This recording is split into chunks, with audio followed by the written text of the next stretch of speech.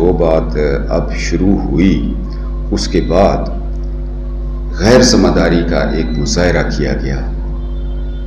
وہ کون عورت ہے جس نے آگے بات کی؟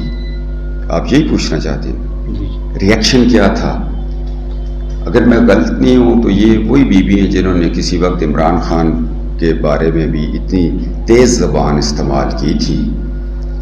جہاں تک مولانا فضل الرحمان صاحب کا تعلق ہے، وہ جس طرح مولانا اسد کے والد ہیں، ہمارے بھی والد ہیں.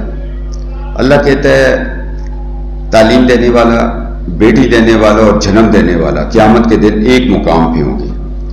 تو مولانا فضل الرحمان میرے لیے والد کی حیثیت رکھتے ہیں. سیاست کو ایک سائڈ پہ چھوڑ دیں، ہمارے پیش امام ہیں.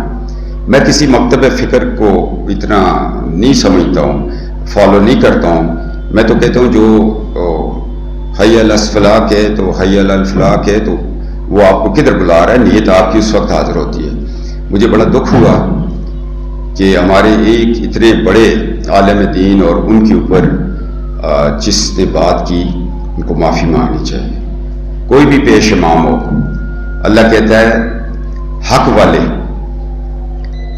لوگ حق کی بات کریں گے، اور شریعت کہتی ہے کہ جو علماء حق ہیں، جو اصل معنوں میں مفتی بھی ہیں، علماء بھی ہیں، خطیب بھی ہیں، حافظ قرآن بھی ہیں، وہ وارث انبیاء ہیں، منبر رسول کے وارث ہیں اور امامت علی کے وارث ہیں.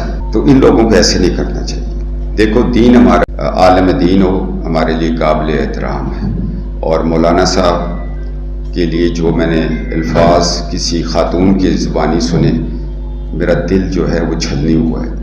میں بھی انہی خانوادوں سے اٹھ کے آیا ہوں جنہوں نے دین پھیلایا.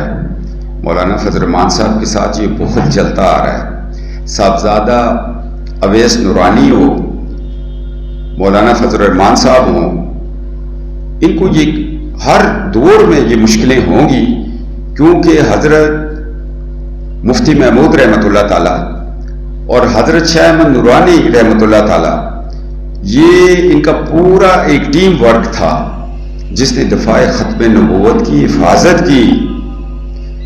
اب مولانا صاحب کو رنجیدہ نہیں ہونا چاہیے. یہ ریئیکشن آتا رہے گا، کسی نہ کسی صورت میں آتا رہے گا. آپ کے بیان پہ ریئیکشن نہیں آیا، یہ 74 میں جو آئین میں ترمیم ہوئی اس کا ریئیکشن ہے.